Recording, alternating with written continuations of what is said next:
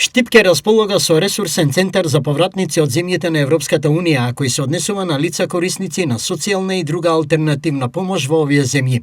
Целта е нивно социјално адаптирање во државата по периодот поминат во странство, зашто помош ќе добиваат од UNDP, општината и Универзитетот Гоце Делчев. Преку кој што ресурсен центар ќе се даде една административна социјална поддршка на оваа категорија на наши сограѓани. Верувам дека ова ќе помогне на една категорија на наши сограѓани на која што им е најпотребно една ваква социјална и административна помош и поддршка за полесна интеграција во нашето општество и во нашиот систем.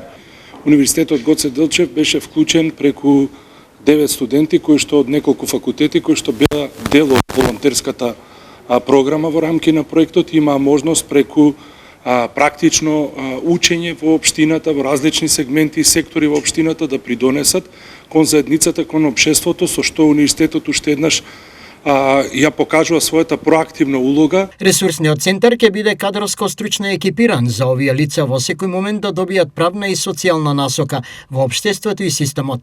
А каква помош ќе добијат? Крајната идеја на овој ресурсен центар е по долгогодишно користење по неколку години да стане едношалтерски центар. За оваа намена ќе постојат стручни тимови, а во општина Штип ќе бидат адаптирани простории, зашто UNDP издвојува 180.000 евра.